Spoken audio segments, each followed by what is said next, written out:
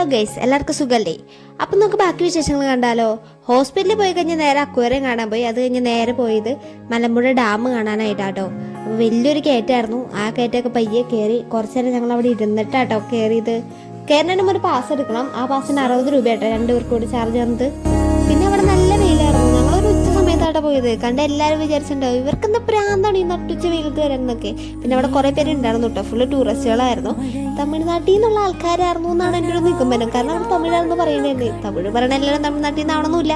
ഏത് അത് വിടുക, അതെന്തെങ്കിലും ആവട്ടെ.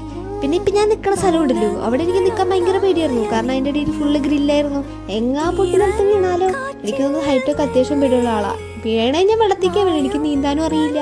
പിന്നെ ഏട്ടൻ എങ്ങനെയൊക്കെ പിടിച്ചിട്ട് നിർത്തിയതാണ്. വീഡിയോ എടുക്കാൻ വേണ്ടി മാത്രം ഞാൻ അവിടെ നിന്നതാണ്. എൻ്റെ ഡെഡിക്കേഷൻ നിങ്ങൾ മനസ്സിലാക്കണം. പിന്നെ പണ്ട് ചെറുപ്പത്തിൽ ഞങ്ങളെല്ലാവരും കൂടി മലമ്പുഴയിൽ വന്നിട്ടുണ്ട്. പാർക്കിലാണ് വന്നത്. പാർക്ക് ഇവിടെ തന്നെയാണെന്നാണ് ഏട്ടൻ പറഞ്ഞത്. എനിക്കിതിനെ പറ്റി ഒന്നും അറിയില്ലാത്ത കാരണം ഞാൻ പിന്നെ അത് വിശ്വസിച്ചു.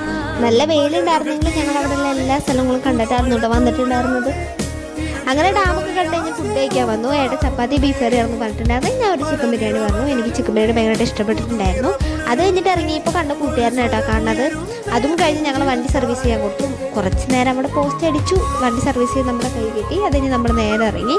എന്നെ ഏട്ടൻ ഹോസ്റ്റലിലാക്കിയിട്ട് ഏട്ടൻ വീട്ടിലേക്കും പോയി. അപ്പോൾ ഇത്ര ഉള്ളൂട്ട് ഇന്നത്തെ വീഡിയോ. അപ്പോൾ അടുത്ത വീഡിയോ ആയിട്ട് പിന്നെയും കാണാം. അപ്പോൾ ശരി, ചേട്ടൻ കുട്ടി.